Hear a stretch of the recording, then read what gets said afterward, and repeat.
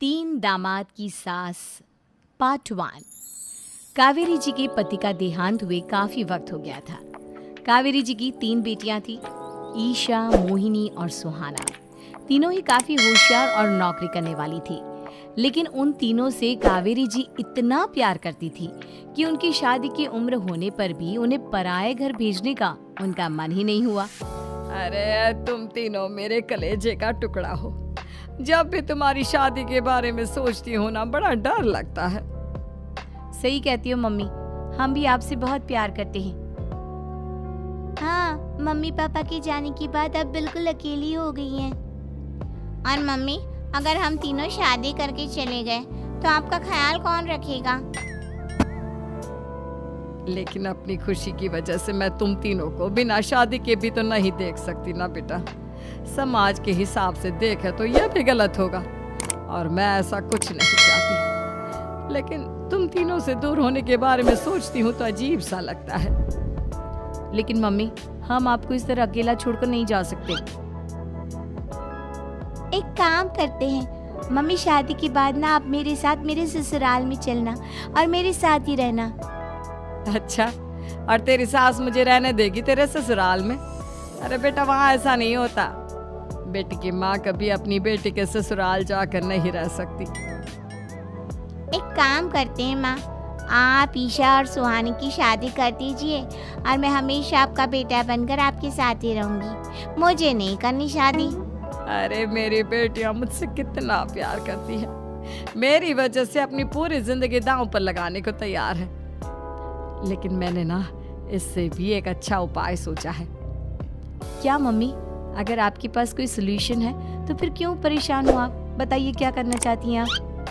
मैंने सोचा है कि अखबार में इश्तिहार देकर तुम तीनों के लिए 3 घर जमाई दामाद ढूंढ लूंगी।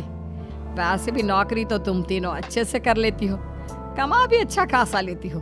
कोई भी लड़का तैयार हो जाएगा तुमसे शादी करने के लिए।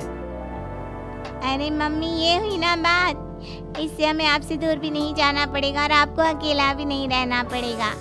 हाँ मम्मी, ये बहुत अच्छा तरीका है। मैं तो कहती हूँ आज ही अखबार में ऐड निकलवा देते हैं। बिल्कुल, आज ऑफिस जाते वक्त मैं ये काम कर दूंगी। और कुछ ही दिनों के बाद कावेरी जी को 3 घर जमाई दामाद विवेक, सुमित और अविनाश मिल जाते हैं और वो उन तीनों लड़कों से अपनी तीनों बेटियों की शादी करवा देती है। शादी के कुछ दिन के बाद, अरे अब शादी हो गई, छुट्टियां खत्म, तुम तीनों जाकर नौकरी करो, कुछ काम करो।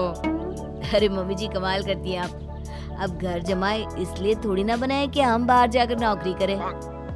मम्मी जी, मेरा तो घर जमाई बनने का मकसद ही यही था कि कमाने वाली बीवी मिल जाए।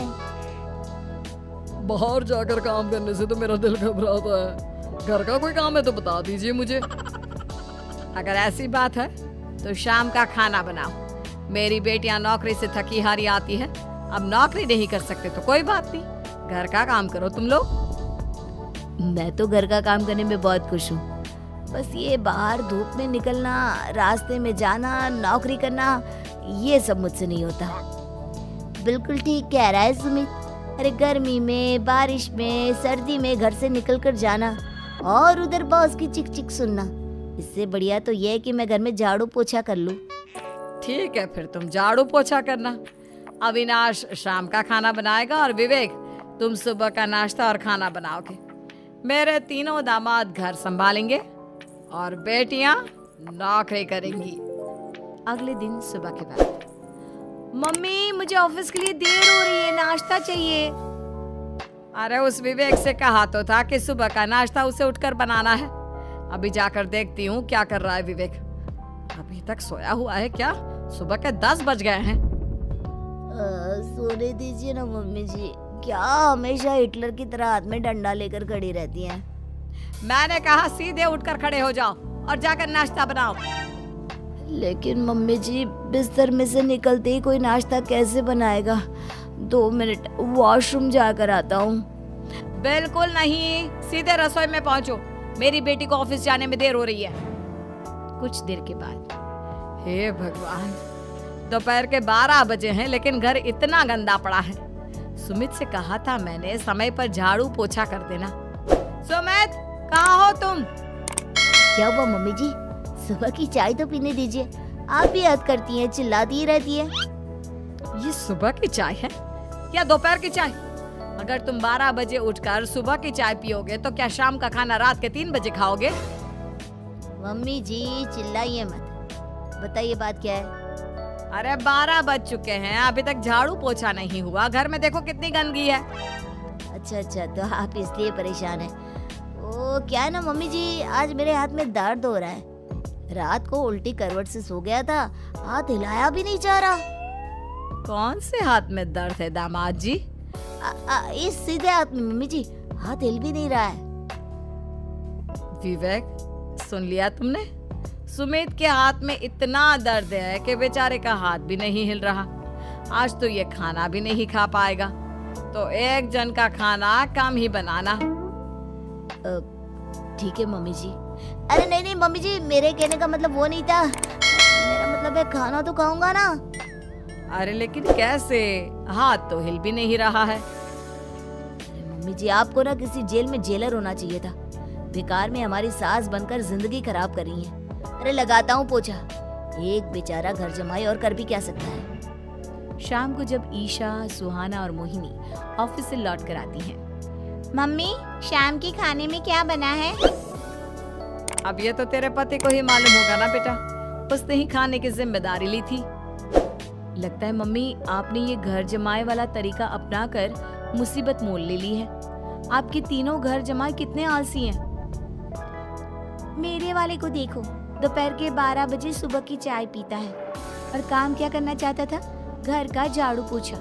मम्मी बता रही थी कि आज उसने घर का झाड़ू पोछा शाम के 5 बजे किया था। अब क्या बताऊं बेटा, सुबह से हाथ दर्द का बहाना करके बैठ गया था। कहता है हाथ में बहुत दर्द हो रहा है, हिला भी नहीं जा रहा। सब बहाने मम्मी। ये तीनों घर जमाए मिलकर ना बस बैठकर खाना खाना चाहते हैं, काम धाम तो बिल्कुल नहीं करना चाहते। अरे लेकिन ऐसे काम नहीं चलेगा ना, मुझे इन तीनों को सबक सिखाना ही पड़ेगा। अरे तो मम्मी आप हिटलर से कम है क्या?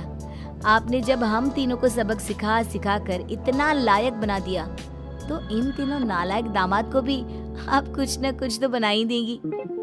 हाँ मम्मी, बस अपने अंदर के हिटलर को बाहर लाइए और अपनी तीनों दामादों को अच्छी तरह से सबक सिखाइए। रही बात आपकी बेटियों की, तो हम तीनों तो हमेशा से आपके साथ हैं। अरे लेकिन बेटा इस काम के लिए तुम तीनों को मेहनत करनी पड़ेगी। कैसी मेहनत मम्मी? ऑफिस में तो वैसे ही बहुत मेहनत करते हैं हम तीनों। अरे प्रेग्नेंट हो जाओ, प्रेगनेंसी का बहाना बनाकर कह दो कि तुम तीनों ने नौकरी छोड़ दी है 2 साल के लिए, और जब घर में खाने के पैसे नहीं होंगे तो अपने आप काम पर जाएंगे ये तीनों। वाह मम्मी, क्या आइडिया दिया है। मैं तो कल ही जाकर कहने वाली हूँ कि मैं प्रेग्नेंट हो गई हूँ। फिर देखना कैसे मेरा पति अविनाश भाग भाग कर काम पर लग जाएगा। और फिर 2 दिन के बाद, सुमित मैं ना प्रेग्नेंट हूँ और इसलिए अगले 2 साल के लिए मैंने अपनी जॉब छोड़ने का फैसला ले लिया है। विवेक, पापा बनने वाले हो तुम। अब से ना तुम्हें ऑफिस जाना होगा, क्योंकि मैं तो 2 साल के लिए छुट्टी पर चली गई हूँ। अविनाश, अब तुम्हें जिम्मेदारी संभाल लेनी चाहिए, वरना ये घर कैसे चलेगा।